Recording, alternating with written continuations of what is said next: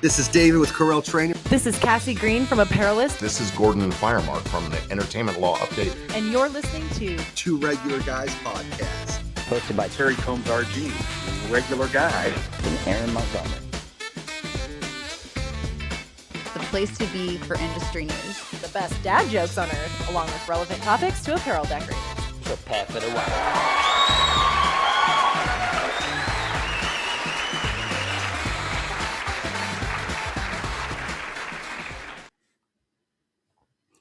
All right, welcome into the show. It is Friday, February 6th, 2026. I'm Terry Combs. You can find me at terrycombs.com. And I'm Aaron Montgomery from our Success Group. And Terry, this week we are going to be talking to Dean Biscan, and he's going to be joining us to talk about the power of process. And he popped on the show and said, "Hey, I'm back in the industry." And we said, "Let's talk." And here we go. Like, boom, it was awesome. So we're excited to talk to Dean and catch up and all that kind of fun stuff. Absolutely. It's been a little while. So make sure you stick around till the very end to hear the secret sauce. Aaron's major value is, or one of his major values is doing what you say you're going to do. And that should be a value of all of us. Not easy, but yes, I try. Aaron's going to tell us why that is so important, give you a pretty cool method to make sure you're doing it using AI. So look forward to that. Yeah. So we take values, we can incorporate a little technology, we see what happens. Who knows, right? Could be good. So stick around to the end. Hopefully Terry's got his junior yellow legal pad and is ready to go. Awesome. Look at that. That guy's always prepared. I love that guy. I even have a note already wrote during the intro. So there you go. I have notes already written too. We're on it today. Good stuff. All right, Terry. Well, we've got the news here from the Apparelist. So are you ready to dive right into that? I am. Let's hear from Cassie at the Apparelist.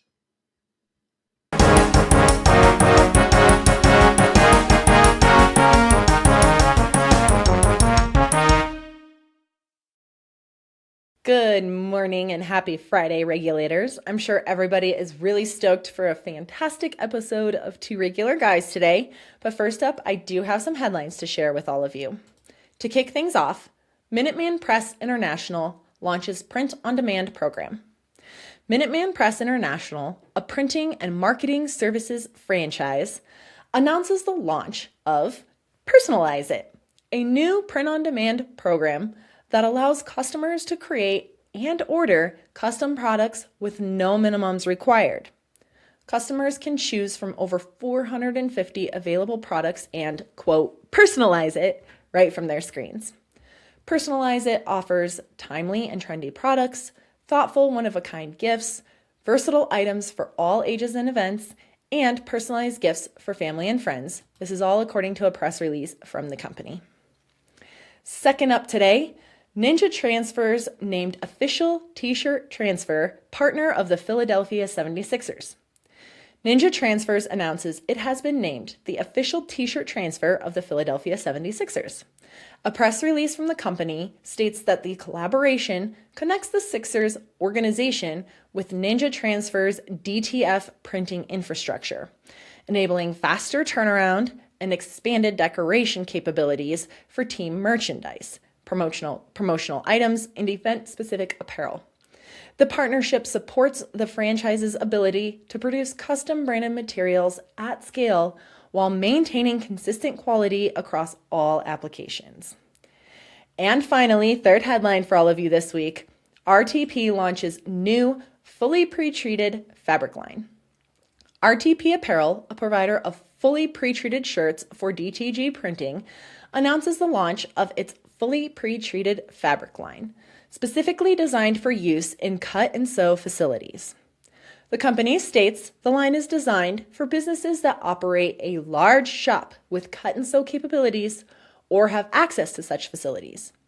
RTP offers fully pre-treated fabric that empowers decorators to create any style, fit, color, or shirt design, the company says.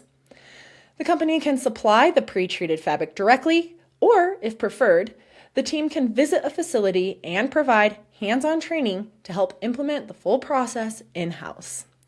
That's everything I have for you guys this week. I hope you have a wonderful weekend.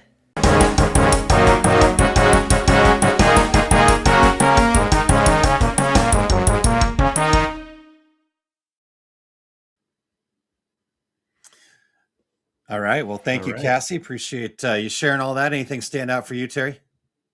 Well, I spoke with Brian Walker from RTP Apparel in Long Beach last week. He's super excited about the pre-treated fabric line. I think it's an interesting take on the concept of pre-treated garments to pre-treated fabrics. So I'm anxious to see how that turns out and where it goes. Yeah.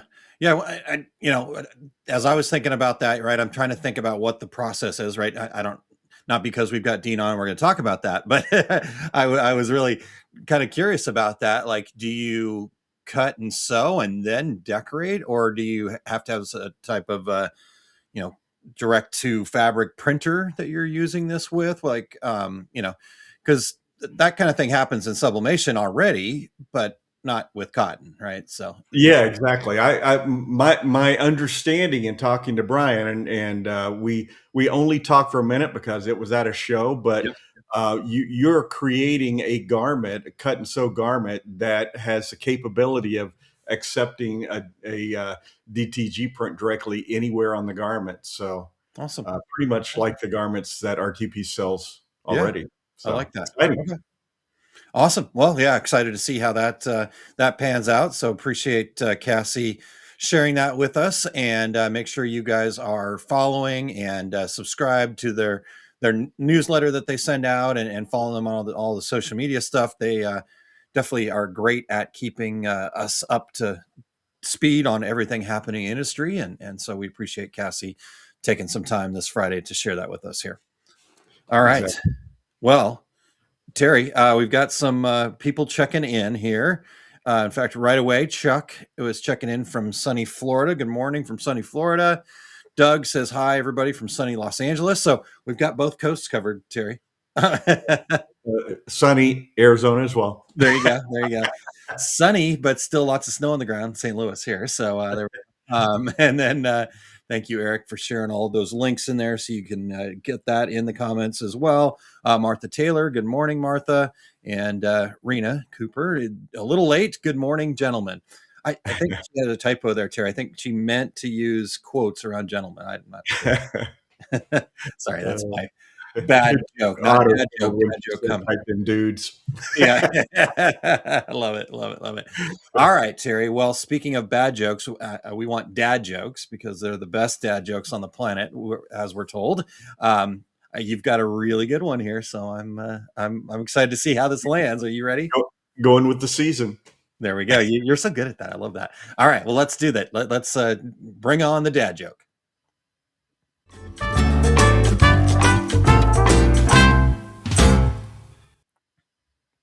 So, Aaron, what did the French groundhog see on February 2nd?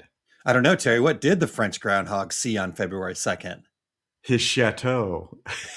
For our podcast listeners, chateau, his fancy house in south of France, or chateau. There is a lot of head slapping and groaning happening right now, which is exactly what a dad joke is to be. A little reach there, a little reach. Definitely a little reach, definitely. And I'm so grateful to have Eric back, because if you are watching the video version of this, the banners at the bottom definitely help with the joke. So February 2nd, also my granddaughter Zoe's birthday. Happy 7th birthday, Zoe. Happy birthday. Now Zoe. I have to do it 5 more times through the year because I don't get anybody's birthday. Yeah, so. Exactly. Now you're on the hook for that, Terry. So all right, Aaron, before we dive in, we want to thank everybody for checking out the Two Regular Guys podcast. We still need your voices. We would love to have the regulators participating in those show intros. Go to osg.link/intro, read a few sentences, be a part of every show. Don't be left out.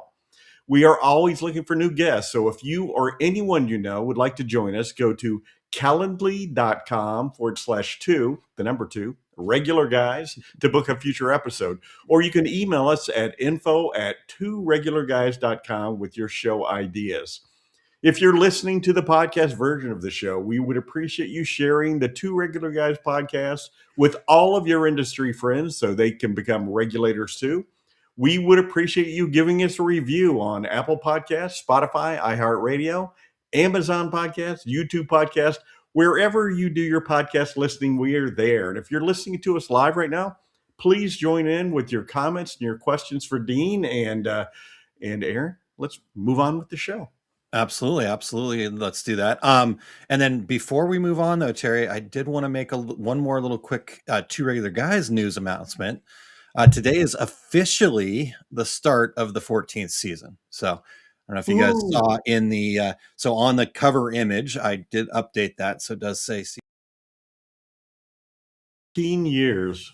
Yeah, 14 years. Who would have thought 14 years ago when we were talking to some vendors and some customers in the hotel bar at the Westin in Long Beach, California, and you said, "Hey, this would make a great podcast. You want to do one?" And I said, "Yeah, what's a podcast?" And then I replied, "I don't know, but we'll figure it out." And that we did. Who knew? Yeah. I also remember saying, "What do we got to talk about for 30 minutes?" And how long did that last? What, a month before we had to go to an hour? Maybe a month, and we switched to an hour, and we still don't make it in an hour. So as best as we try. All right, it could be. Well, we appreciate everybody who's been listening. Some folks right from the very beginning. So we appreciate all of you and keep coming around because we're gonna keep going through year 14. Absolutely. I think Eric was actually one of the originals back in the day, and now the poor guy is stuck here. So yeah. All right. Well, speaking of stuck here, let's go ahead and bring Dean back on.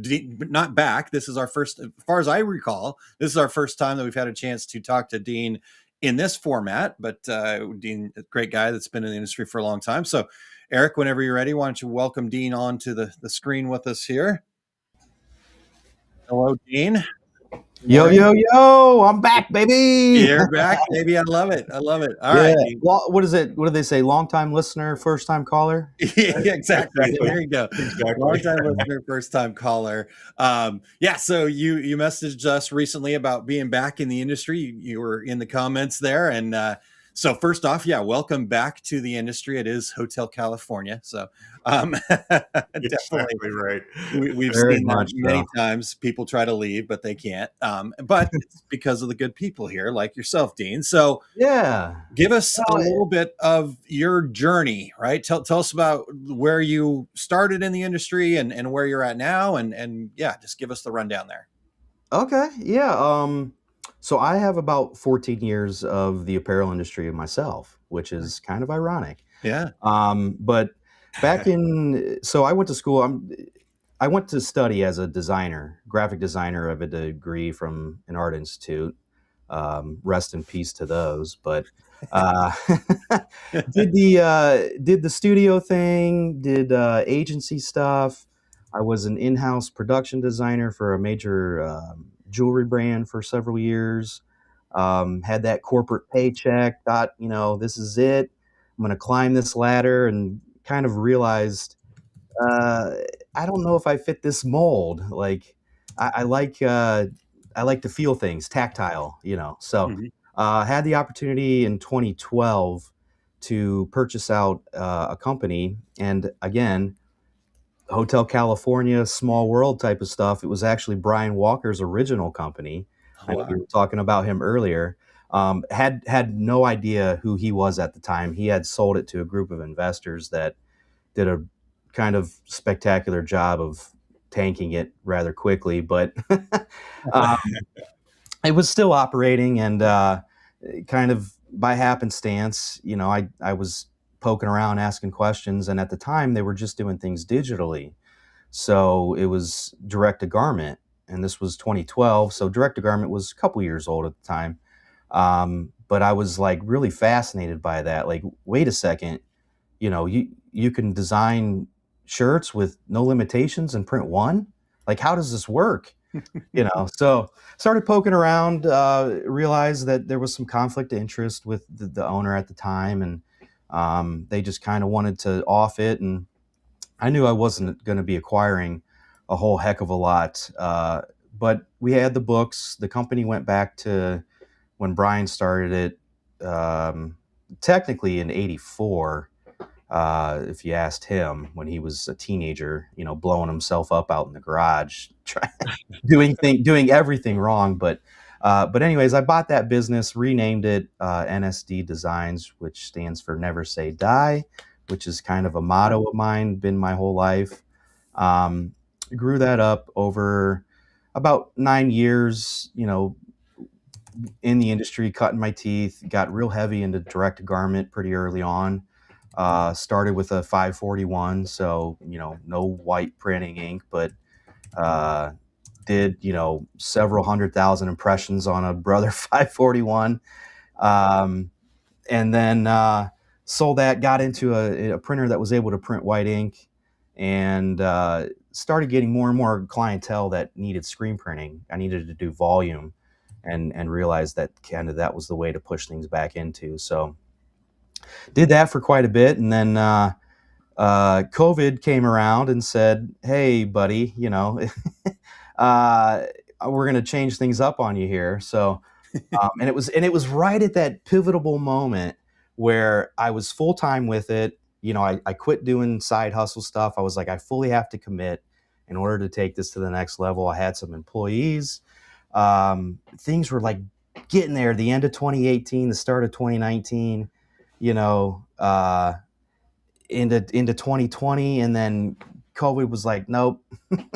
all of my customers at the time were like, I was getting in with breweries, so it was a lot of breweries, restaurants, and social gatherings, and all of those things shut down immediately. So all that clientele was like, we're not ordering stuff, and I tried my best to come up with creative ways to make it work, but it just wasn't a thing. So then I reached out to Brian Walker because he had always kind of been a mentor. I bought the business 2012, started talking to him about 2014. He was sending me stuff. Like I was one of the very first people to print on RTP when he was inventing that. Yeah. His inks that he was doing at the time. Hey, you want to try these inks out? Stuff like that. We always, any new pre-treatment, I was kind of guinea pigging stuff for him, but cool.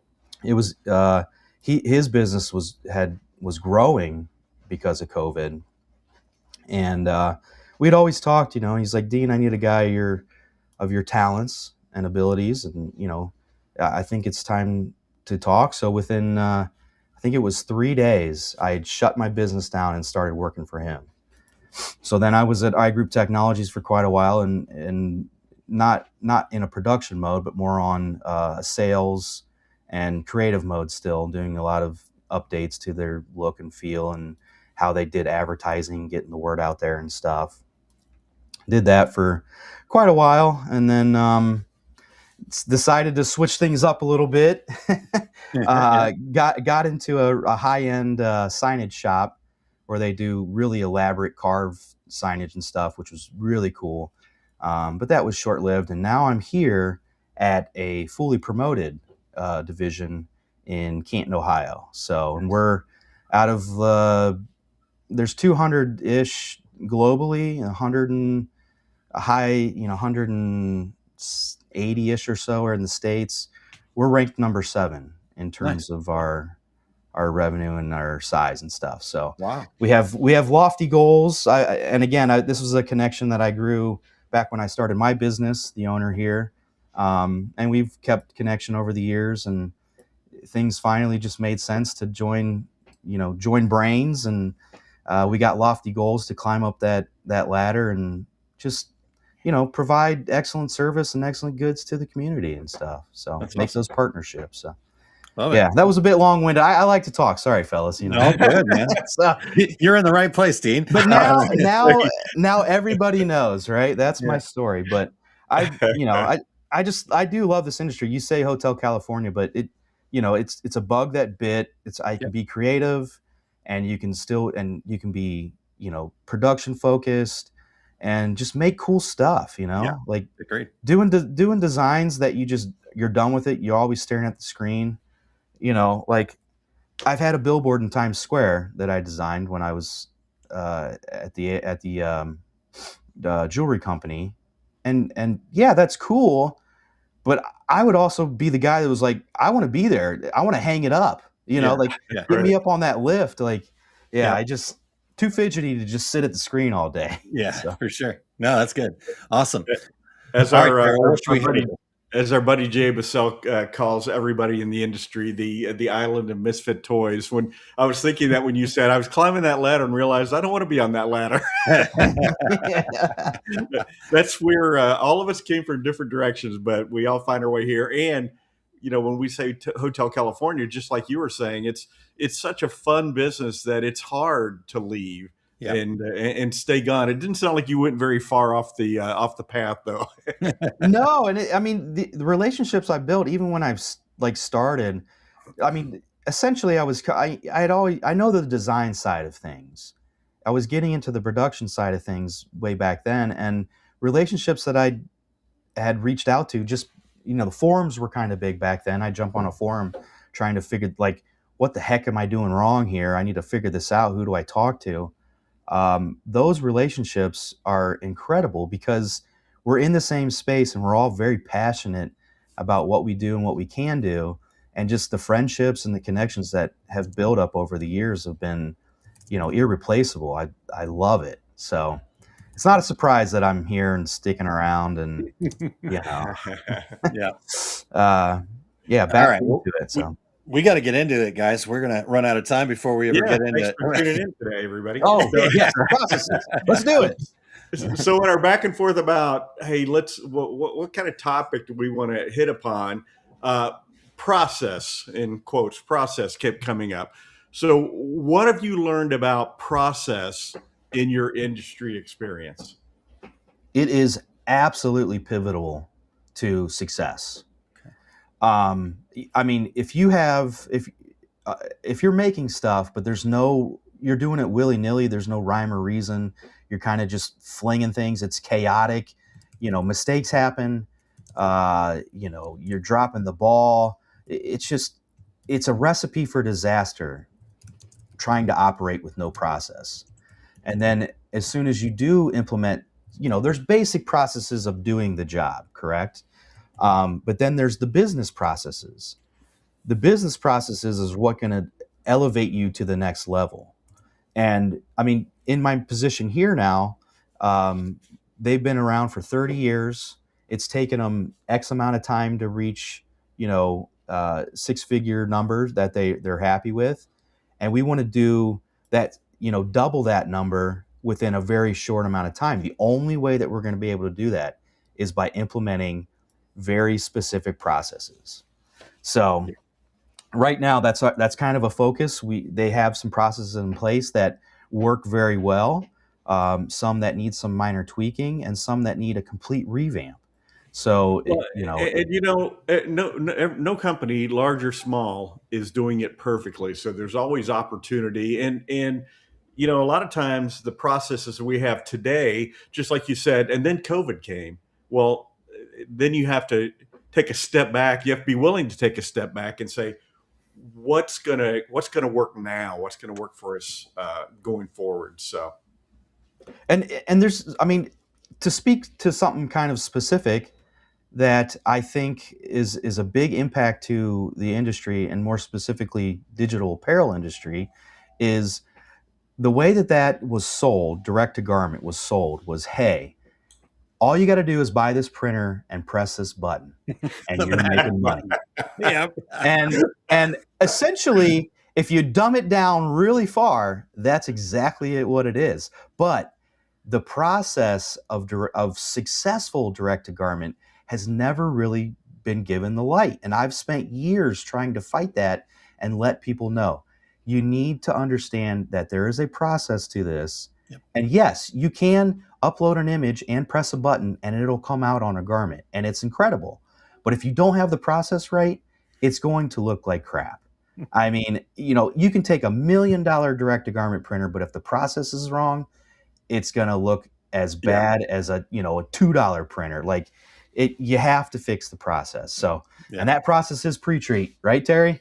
It is Yeah, indeed. I could talk pre-treat all day. So and Here you go. pre- So you hit the pre-treat print is the- button, $20 bills fly out. Absolutely, So yeah.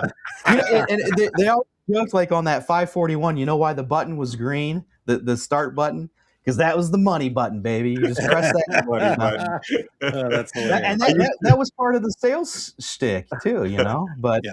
Yeah. You And know, when I essentially would do it's true. classes on DTG, I would always talk about that. You know, it's everybody thinks it's magic. In fact, let me show you the magic button on this machine, and people would be like looking to see where I was going to push the magic button. I'm like, there's no magic button. Stop craning your necks. Yeah. Yeah. Well, and you know, direct to garment is kind of relatively new in the industry, 2005. So it's a baby when you think about screen printing. Right. The process of screen printing has been around for such a long time. They've just made it better, made it easier, doing things easier. But everybody understands that process. You know, screen reclamation and proper tension, and then burning your films and all that stuff, setting it up on press, registration, blah blah blah. Then you can print your shirt. So that is just kind of embedded. But with direct to garment, it was, you know, hey, we can just print this to a shirt. At the time, there was no white ink, but then because they entered white ink, then they had to introduce the pre-treat. So I understand why the process for that has kind of been on the back burner per se. But I mean, at this stage of the game, it's like, come on, people. You know, why does my print look so bad? Especially when I was with iGroup, I spent hours every day talking to people. Yeah. Come on, you got to fix the process. It's more than just pressing the button. So, Yeah. And again, that's just specific to that. But in terms of growing a business, processes is going to be what tips the scales. Yeah. It's honestly what it comes down to. Yeah. Letting, you know, and every part of the process, you know, as soon as the reach out happens, what happens next? Then once that clicks, what happens next? Working down a process, not only is it going to speed things up, it's going to help eliminate those issues, help eliminate wasted time, help eliminate wasted money, mistakes, and ultimately make for a happier experience by yourself and the customer. So Yeah. it's just absolutely essential. Definitely. All right. Well, let's define the process here real quick, because I agree. I mean, we see that all over the place. We saw it in DTG. We're seeing it in DTF, right? Like, it's not a magic button. What's your process? And you know, because I see it on the forums all the time. People are like, help, I can't figure this out. It's like, well, why don't you start by explaining to us your process, and then we can figure out where the problem is. Your picture of a blurry picture with a help is not going to get you anywhere, and so clearly you have no process. Anyways, before I get on my soapbox here, I want to. Well, yeah, well, I was going to say, I mean, there is a process in place, obviously, but there's something in it that's broken. Yeah. That you have to change or look at it and go, well, why is this not working? Yeah. Well, yes, there is a process in place, because if you're doing anything, there is a process. Is it an intentional process that you've created and try to repeat, or are you just winging it every time and that's your process, right? So, or you have a very horrible process. Yeah, that's a good point. All right. Well, yes, and I love that you brought up, you know, process in general from growing your business and all that stuff, because I do think most of us, when we hear the word process, we're going, okay, production, got it. But it's, you know, how do we get from point A to B to C and you know, out the door? So talk to us a little bit about that, right? Like, do we just focus on production processes, or how do you look at the idea of process across the board?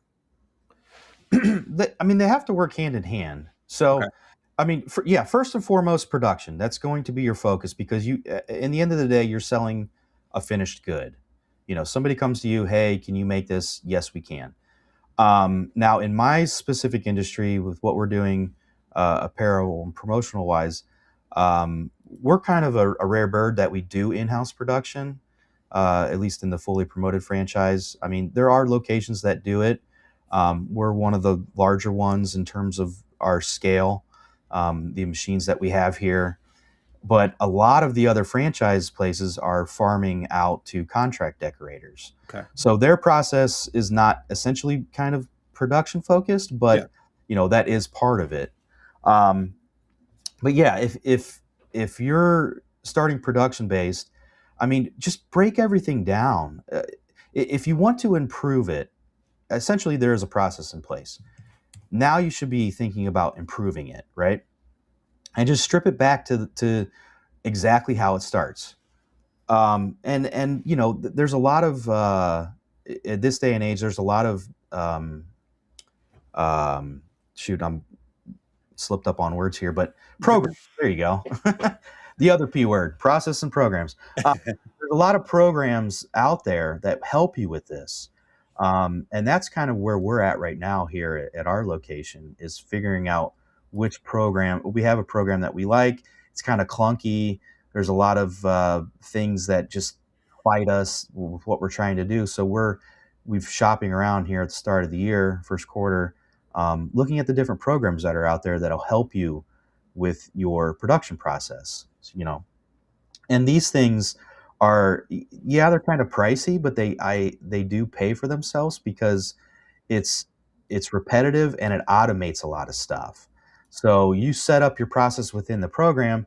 Hey, if A happens, go to B. If B happens, go to C. If there's an issue with B, go back to A2, that stuff. Yeah, it's kind of nerdy and it's not the fun part of this industry, but man, it really keeps you on track and it makes success even more possible, especially when, like, in the position where we're at, we really want to scale, bringing me on and expanding our capabilities in terms of sales reach and new customer acquisition. We're just going to be inundated with more work. We have to make sure that when we bring it on, we're not running around crazy because some sort of process is broke, especially in terms of order management. So I would assume if you're in the industry and you're selling stuff to people, your actual production process is kind of fine-tuned enough to work. And if mistakes do happen, you quickly learn how to pivot and fix those things and hopefully not go backwards. And again, if you're static, if you're making what you want to make and your business is sitting where it wants to sit and you're a happy camper, perfect. I think your process is good. That's an exclamation of things are working exactly how you want them. But if you want to elevate, make more money, grow more business, you're going to have to change some things up in terms of how you go about that. You're going to be inundated with more work, so that additional workload is going to require changing and thinking of things a little differently. How can we do X, Y, and Z faster and more efficiently? Yeah. Well, Dean, first of all, we appreciate when you came back. I'm air quoting everybody. When you came back to the industry. I never left, man. Right. But you came back and reached out to two regular guys, and you were in the chat, and it was great to see you there.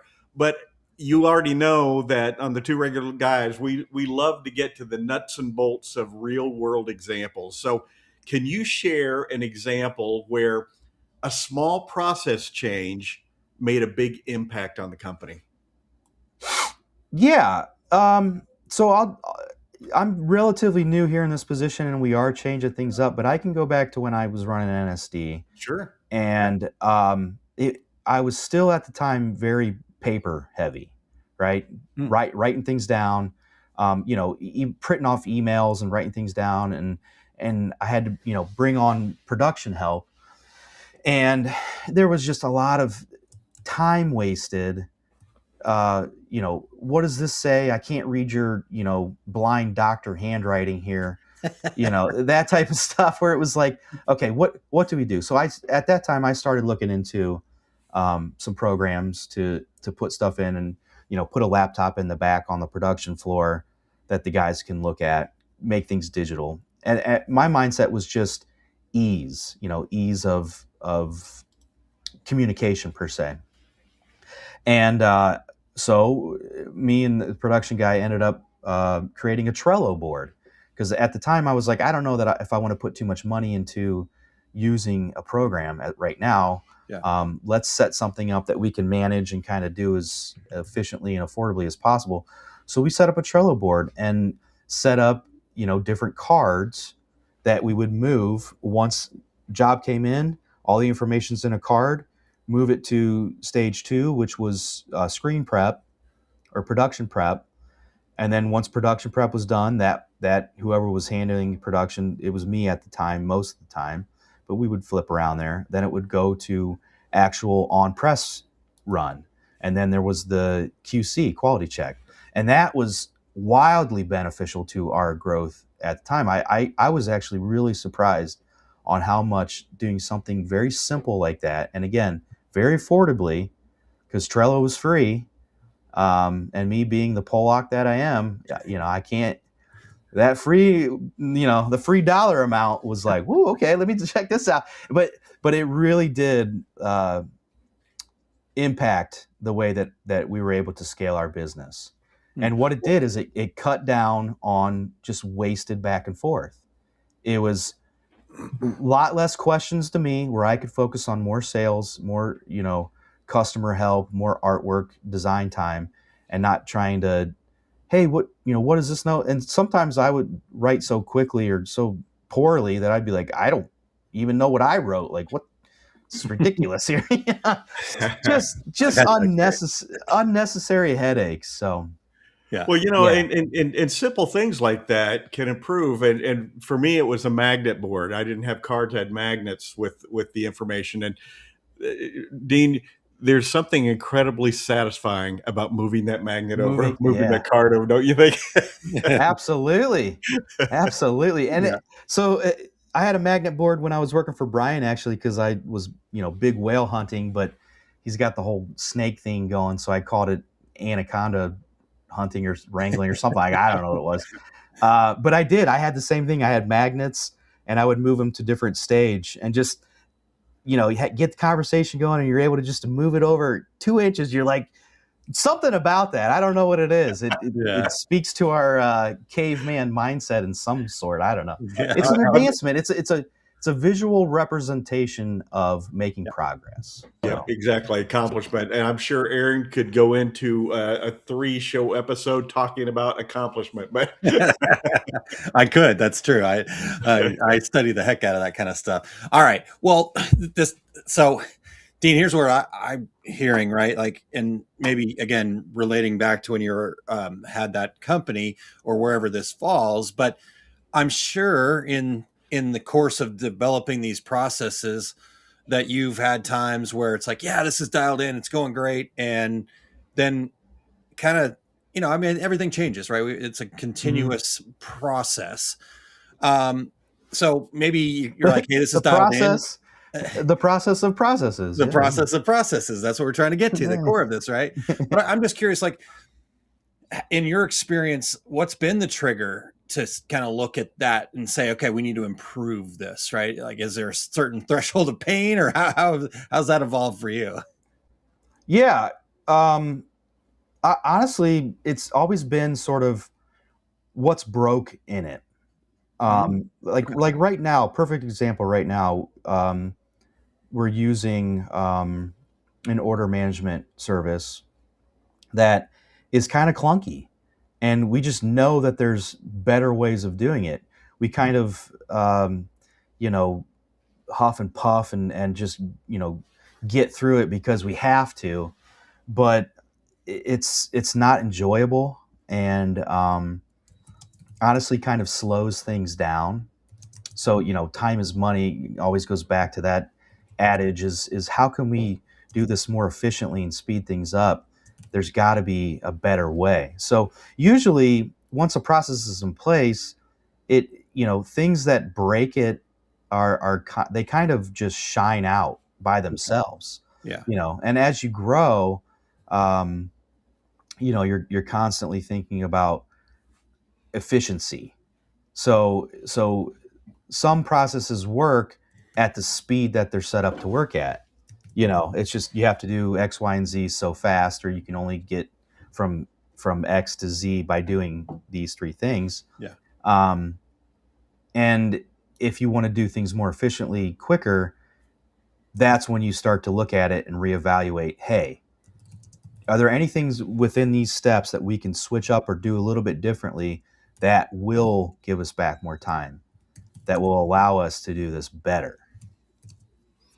Yeah, and there's nothing wrong with changing a process and then saying, you know what, this isn't better. This isn't the right solution. Maybe it's the right solution for somebody. This isn't the right solution for us. And I've experienced this recently with at Equipment Zone with some new processes that we said, we maybe need to take a step back on this. But when we talk about process, Dean, a lot of people think, well, we're talking about major machine purchases or major investments. Changing a process means investing. But from your experience, when does process improvement require investment, or when is it just a better way of thinking about it? So if you do this correctly, the better way of thinking about it should come first, and that will help you fund the machine changes. I think that I mean, me personally, I don't know if you guys would agree, but from my history and everything else that I've done is fix your internal way of going about it. So start with your business sense of a process. Production is what production is. It has a mandated process. That's just, you have to do it that way sometimes. You know what I mean? Yep. Yeah, you can always do things a little bit quicker or find little ticks or tips and tricks to do it better. But if you fix the way that you're handling your business process, so from order or start to finish, if you fix that first, you should be able to make more money and scale a little bit faster. And those changes will help you afford to do the machine purchases and the upgrades. Yeah. So, you know what I mean? Like, Yeah. When I started things, it was, hey, I need to start offering screen printing. All right. I started looking around. Yeah, you can buy a lot of screen printing stuff pretty affordably. It's not a huge financial investment. It is kind of a significant chunk of change, but if you want to get something quality, you got to pay up for it, etc. Yep. All right. How do I go about this to where I can afford to do that? I started fixing how do I deal with my contract work, establish a better contract relationship, fix how quickly I could get my contract jobs turned around. That in turn allowed me to take on more work, which in turn allowed me to make more profits. Doing a change on the process on the front end afforded me the ability to make those machine upgrades. Well, I think it's a little easier to sleep at night too once you've thought it through start to finish before you make that investment. Yeah. Absolutely. Yeah. And Dean, I think that's a huge point that you're making. So hopefully people are writing that down. Terry, write that down on your junior legal pad. But write it down. But write that down. Yeah, I love the fact that you're think better first, and I see why, right? Like we go to the trade show and like Ramona had said earlier, press start and money pours out. Oh, okay. Well, I just buy the new toy and my world's going to be fixed. But unfortunately, that new toy is not going to fix your process. It may make your process more messed up, right? And have those challenges. So yeah, start there and then flip the script, go the other way, fix what's internal first, and then you'll see what investments might even make that even better. So that's a really good way to look at that, Dean. Thank you for sharing that with our listeners and Terry and I. But all right. Well, checks or bills in the mail, right? Yeah, exactly. The consultant fee will be paid. Just like Eric, we'll pay you the same we pay Eric. All right. So you're going to get exactly Eric's pay. Yeah, exactly. That's why I love stuff like this. It's just all about thinking of things just a little bit differently or getting somebody else's input to make your business better. I mean, there's enough business out there for everybody. 100%. There's more than enough. You know what I mean? We should be here to help each other grow. give war stories. Yeah. I could talk to you for days about all the mistakes that I made, and you'd be like, holy, what the heck? Why are you still doing this? But you know what? I've learned along the way and fixed them, and that's how you get better. Yeah, So absolutely. love sharing stuff like that. Yeah, same. Well, hey, Terry and I have been doing that for 14 years. So Right. you'd think we were out of mistakes, but we find new ones every time. Right. And they continue to pop up. And that speaks to the process. It's always going to change. Yeah. Even if you feel like you got it locked in and things are good, Yeah. Something's going to come up and it's going to break something. And then you got to reevaluate it. Yeah, And and it doesn't have to be an immediate thing. Actually, it shouldn't be immediate. It should be something that you really do think about and do, with a good mindset. Like, don't just fix something to something else and say, this is the way it's going to be. Understand that it's going to take some time to say, if making this change the right way to do it, because, who knows if that change is even going to be the right way. So yeah, just sit back and analyze and say, what can I do or what needs fixed to make this better? Yeah. Okay. You are speaking our language, my friend. Yep, absolutely. Absolutely. 100%. All right, Dean. Well, as we start to kind of round out here our time together, maybe there's somebody out there listening. I'm not looking at anybody in particular, but maybe there's somebody out there listening that's feeling a little bit overwhelmed and is just like, this is all fine and dandy, Dean, but my whole business is a mess, right? Like, so where would you recommend they start when it comes to improving? Just quit. Just throw in the towel, right? You're joking later, right? Let's be clear. If you're thinking that, you just no, give up the ship, right? No. Honestly, it's as simple as just writing stuff down. Step back, get out of your own way. You know what I mean? Yeah. Sit down, take some block of time. Give yourself at least an hour or something. Write things down and really have an outside view looking in of how do we go about this. So say you have a part of your business that has some room for improvement, or you feel like is holding you back or is a struggle point. Sit back and go, okay, take whatever that is, go from the very, very start and think of every step that happens all the way to the end. Write those things down. And then just analyze how it goes. And then you can always go on, listen to podcasts, go online, put it into Chat GPT. I mean, yeah, get some sort of other perspective on, hey, this is how I currently do this. What's missing or what's broken? And oftentimes those pinch points or those areas of struggle are very obvious.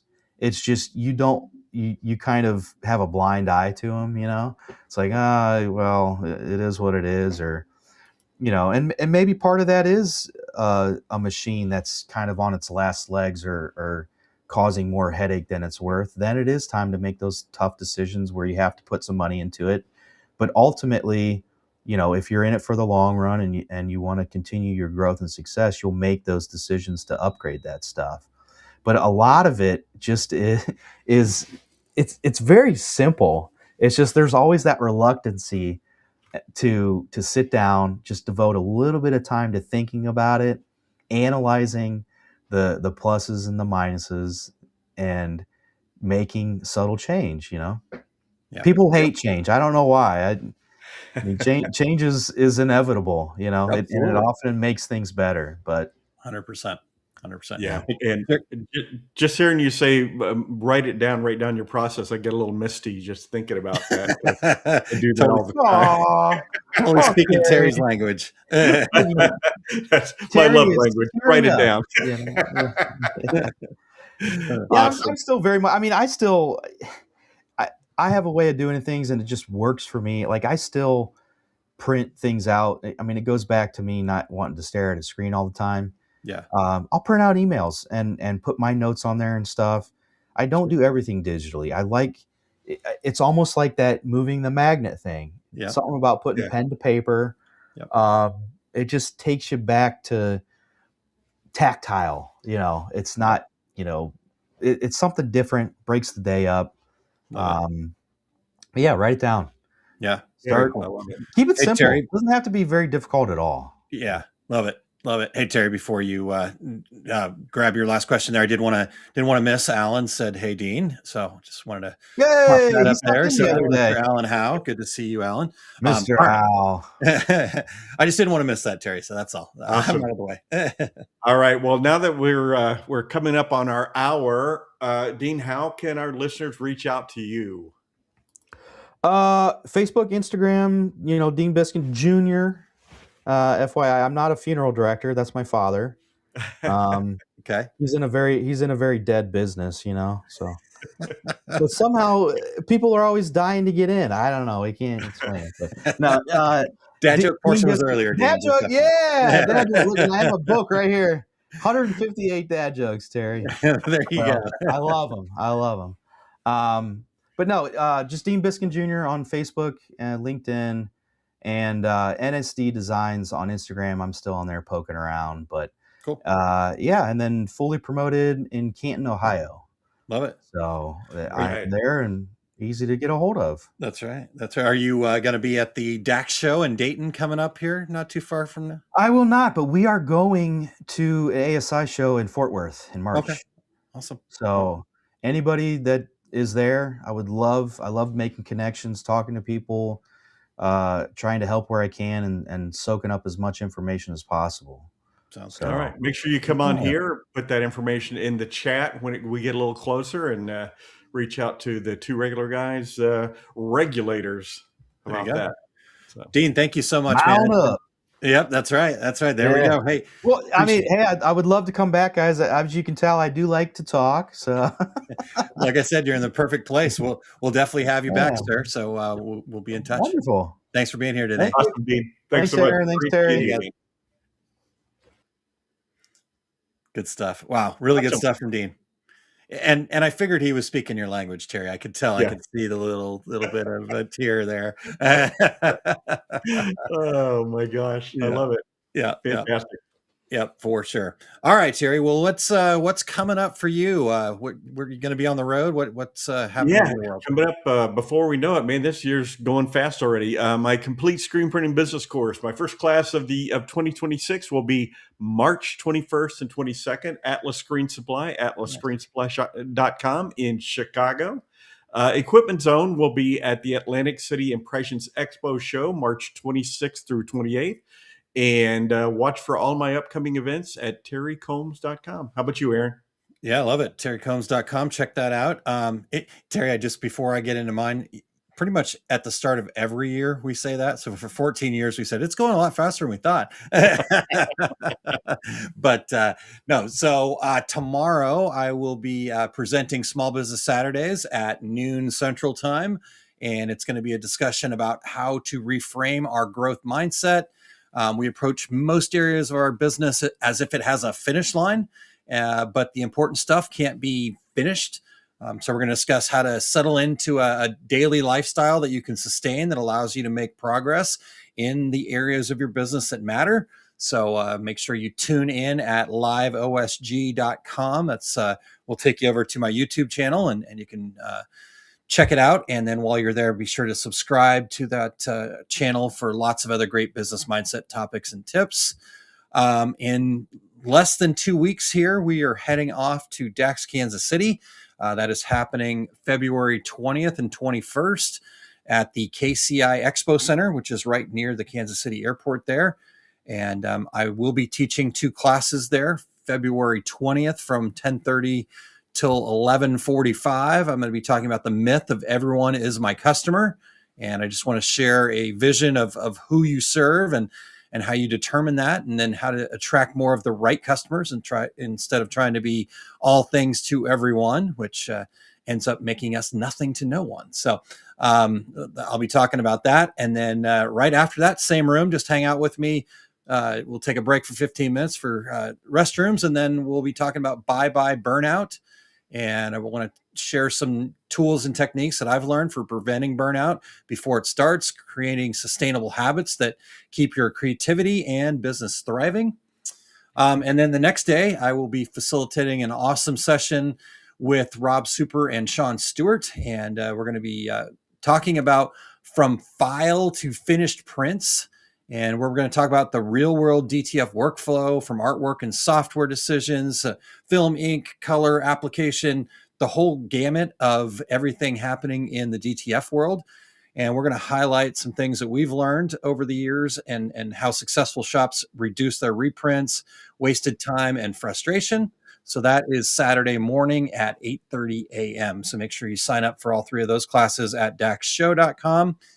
And then last but not least for me here, I will be in Las Vegas the week after that. I'm looking forward to heading out to the warm desert area there, Terry, your neck of the woods ish, right? in that Exactly. zone, at least. And so the APA, which is International Personalization Expo, we used to call it APA, is February 24th through the 27th at the Horseshoe in Las Vegas. So if you go to personalizationpros.org, you can check that out and get signed up.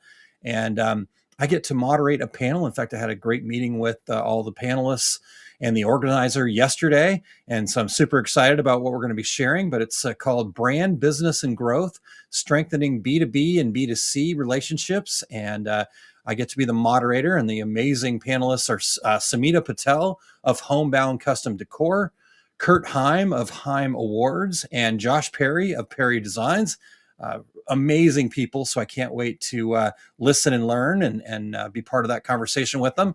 And I'm going to ask them as much as I can about how they're positioning their brands for impact, identity, and engaging their ideal clients.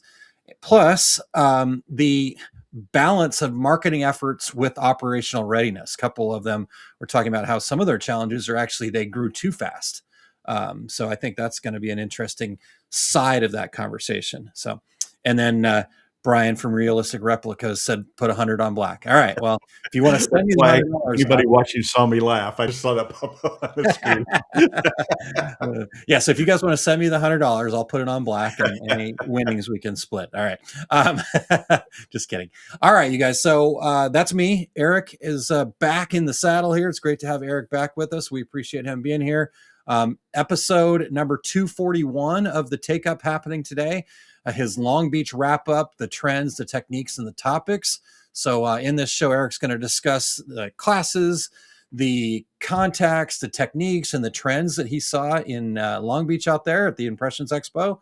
And he's also going to have a special focus on what he sees as the most interesting and impactful theme for digitizers, designers, decorators, and embroiderers in 2026. So should be an amazing show, as they all are, but you can join him live with your questions at 2:30 Mountain Time, 4:30 Eastern Time today, here this Friday. If you'll head over to Eric Campbell, ERICH, Campbell.com, and click on the Take Up tab at the top to access that and all of his past episodes there.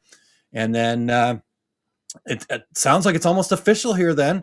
I wasn't sure if Eric was going to be out there in Atlantic City, but it's on the scene. So it's details on the session in his return to Atlantic City, the Impressions Expo out there, March 25th, workshop day, and through the 28th. So yeah, I'm sure there'll be a version of the Technique Toolkit, his recently well-rated CAP class, and lots more happening. So I'm sure that they're going to say, we got Eric here, we have to make the Eric Campbell wing. That has to happen. Absolutely. So. All right. Well, that's what's happening in our worlds, Terry. So why don't we go ahead and get into the secret sauce? You ready for that? Right. You have a great secret sauce today. So let's jump in. All right.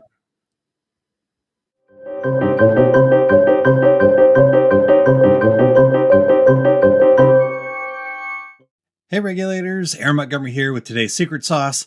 And I want to talk to you about something that sounds simple, but I believe is one of the most powerful trust builders in business.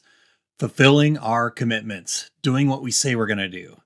I know us regulators, we're good people. We care. We want to do the right thing. And when we make a commitment, we mean it. But here's the challenge. commitments don't disappear because of bad intentions. They disappear because of volume, distractions, and email overload. We say things like, I'll get that to you, or I'll follow up next week. Let me check on that and circle back, right? And we make these commitments sometimes without even realizing that we're making a commitment. And if we're not careful, they quietly get buried under orders, messages, inbox chaos, or just the day-to-day of business. But every missed commitment costs trust. And trust, once that's lost, it's very, very expensive to rebuild. When you consistently fulfill commitments, you're creating confidence. Your customers relax, your team trusts you, and most importantly, you trust yourself. Now, when we don't follow through, even unintentionally, it starts creating friction. We're going to start feeling behind, maybe a little bit guilty, definitely a lot defensive, and that weight adds up over time. Now, here's the part that's really interesting that might be super helpful for us. Many of our commitments live inside of our email. Your email is a gold mine of opportunities, a place where you can clearly communicate and keep track of things. And for a lot of people, email is a gold mine that goes completely unmanaged. Yes, I'm talking to you folks that out there that have 5,000, 10,000, maybe even more unread emails, right? Pages and pages of messages right there in your inbox where important promises are mixed in with the noise. As I said, we don't lose commitments because we don't care. We lose them because we don't have a system. Now, as AI tools advance, they can become incredibly helpful. We just have to know what to ask them. AI is great at taking and managing huge amounts of data, and all those emails that you have, those are gold. That's a huge amount of data. Now, you can use different AI tools to do this, but if you're like me and your emails live inside of Google, Gemini could be really helpful. Let's check it out. So let me show you something I've been doing monthly for the past few months, and it's really been helpful. If I open up Gemini right up here, then I can put in this prompt. Can you review all of the emails in my sent folder from the last 30 days and give me a complete list of all the commitments I made? These can be explicit or implied. And as this processes, what I love about it is this is not judgmental. It's not emotional. It's just clarity. Gemini scans my sent emails and pulls out things like promises to follow up, offers to send information, implied next steps, commitments I may have forgotten I even made. So now, instead of hoping I didn't miss something, I have a list. More often than not, I've checked all of those commitments off, but I am no longer having to worry about keeping them in my head. This turns stress into action. Now, here's the real secret sauce. AI doesn't replace integrity. It actually supports it. These tools don't make you trustworthy. They help you prove that you already are. So when you regularly review your commitments and close the loop, a few things are going to happen for you. You reduce mental clutter, you build stronger relationships, you stop letting good intentions slip through the cracks. And over time, this is how you lead and serve. So here's your challenge. Once a month, use a tool like Gemini to review your sent emails, ask it to surface commitments you've made, and then honor them. If you can't honor them, close the loop, communicate clearly if something needs to change. And one last reminder, your inbox is not just a to-do list, it's a record of the promises you've made. Don't let your commitments get lost in that email, and don't ignore the tools available to help lead with clarity and integrity. That's your secret sauce for today. Fulfill your commitments, use technology to help you stay true to your word. Now go build trust one follow through at a time.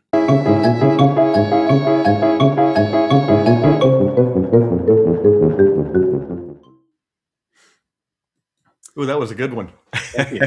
Thank you. Now, I will, I did not change my shirt that quickly. So I recorded that in advance so we could have the screen share there and not have to worry about any technical glitches. But yes, thank you for allowing me to share that. Obviously, that's an area that I am very passionate about is how do we help, do what we say we're going to do. And trust me, as I said, that's a big value of mine, but it's a challenge that we all face all the time. And I know I don't get it right every time. So I'm always looking for new ways, new tools, new systems, new processes, as we talked about with Dean here today, to be able to make sure that we do what we say we're going to do. And sometimes commit to less things too. So There you go.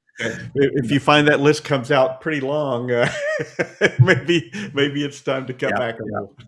Yeah. I mean, it's human nature, right? We're going to just commit to things without even really recognizing it at times. So the other side of making this list is, like you said, it's so long. Well, where am I offering myself where maybe it's not my place, right? So, good stuff there, Terry. All right. Well, been a great show today. We have come to the close of another show. Thanks so much to Dean for joining us today and his time and insights, and just a really wonderful conversation today, Terry, on process, right? So can't wait to have Dean back soon. It's great to have him, again, air quotes, back in the industry. Apparently never actually left, but more fun to talk about it that way. Thanks very much to Dean and appreciate his time today. Awesome. We also want to thank our show producer, Eric Campbell, for all he does, keeping us on the air and fairly on time. Sorry, Eric, that I know you extended your trip out west to the Long Beach show for another week or so, and there was still snow on the ground when you got back to Pennsylvania. So sorry about that. Yeah, Terry, can you do something about that in the future, please? Maybe take care of St. Louis while you're at it. All right. Well, next week, Terry, we're going to be welcoming Jason Noakes, who was featured actually on our platform here on the AI Summit that we hosted with Brandon Murch and Jay Bissell. And he's going to join us next week to talk about better understanding marketing automation. We're going to try to get figured out how it works exactly and how maybe we can implement it in our businesses. So can't wait to talk to Jason next week, Terry. Absolutely. Until then, I'm Terry Combs. He's Aaron Montgomery. And that was the Two Regular Guys. Here we go. We're out. Awesome. Thank you for tuning in to this week's episode of Two Regular Guys. We're here because of listeners like you, and we're so grateful to have you on this journey with us. For more valuable insight, be sure to visit our website, 2regularguys.com, and join the conversation on our Facebook page. And hey, if you or someone you know has expertise, a unique perspective, or a story worth sharing, we'd love to have them as a guest on the show. Just reach out. Remember, success in this industry isn't just about the equipment you own or the techniques you've mastered. It's about the mindset you bring and the connections you build. Keep learning, stay curious, and don't be afraid to think differently. Keep pressing on, and we'll catch you on the next episode of the Two Regular Guys.